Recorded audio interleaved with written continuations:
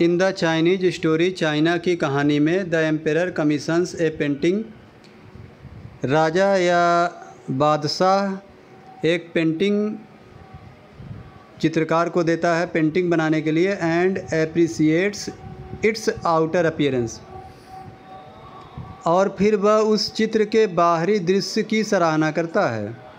But the artist reveals to him the true meaning of his work, लेकिन कलाकार उसे अपने काम का सही अर्थ समझाता है। द एम्पेरर में रूल ओवर द टेरिटरी, राजा एक सीमा तक शासन कर सकता है। ही हैज़ कन्क्वर्ड, जहाँ तक उसने विजय प्राप्त किया है।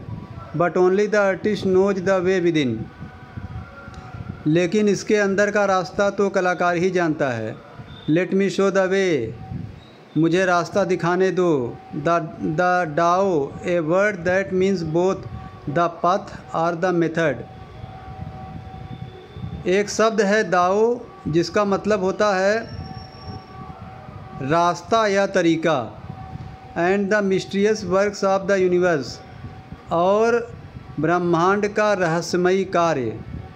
The painting is gone, painting जा चुकी है। But the artist has reached his goal, लेकिन कलाकार अपने लक्ष्य तक पहुंच चुका है। बियॉन्ड एनी मटेरियल अपीयरेंस, जो कि किसी भौतिक दृश्य से परे है। A classical Chinese landscape is not mean to reproduce an actual view, कह रहे हैं चाइना का जो एक पारंपरिक भूभाग है वो वास्तविक दृश्य को दिखाना नहीं होता है। As would a western figurative painting, जैसा कि पश्चिमी चित्रात्मक पेंटिंग में होता है, पश्चिमी चित्रों में होता है। Whereas the European painter wants you to borrow his eyes, जहाँ पर यूरोपियन पेंटर चाहता है कि आप अपनी आँखों से देखें। And look at the particular landscape exactly as he saw it, और वो चाहता है कि आप विशेष भूभाग को बिल्कुल वैसे ही देखें जैसे वो देखा। फ्रॉम ए स्पेसिफिक एंगल, एक विशेष प्रकार के कोण से देखें। The Chinese painter does not choose a single view point, लेकिन चाइनीज जो पेंटर होते हैं उनका एक विशेष दृष्टिकोण नहीं चुनते हैं।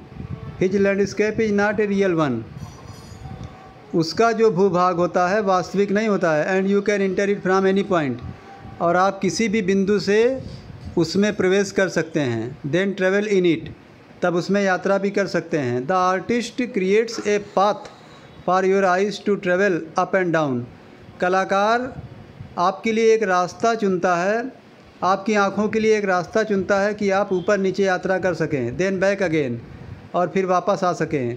इन ए लीजरली मूवमेंट, एक खाली खाली गतिविधि में। This is even more true in the case of horizontal scroll, ये बात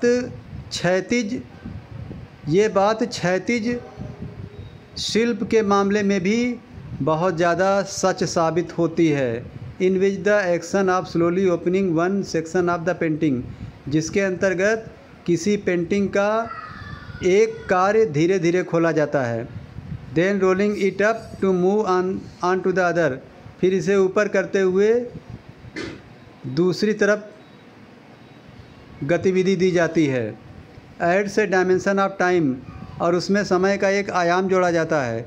विच is unknown in any other form of painting, जो कि किसी अदर चित्र के रूप में अज्ञात है, यानी जो कि किसी अदर पेंटिंग में नहीं पाया जाता।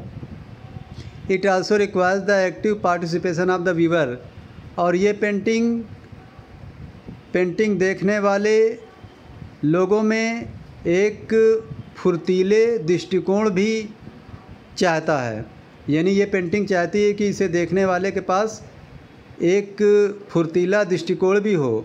Who decides at what pace he will travel through the painting, जो ये फैसला करता है कि वो पेंटिंग में यात्रा करने के लिए कितनी गति लेगा, कितनी स्पीड में चलेगा।